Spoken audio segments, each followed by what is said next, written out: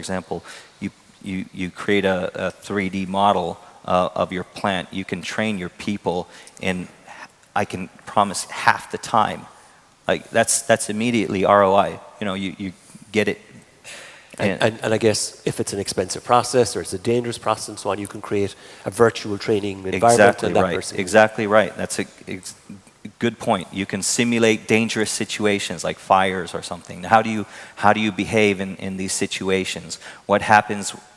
What creates a short circuit or things like these? You know, you're able to simulate these dangerous situations and have that feeling. You'll remember it always.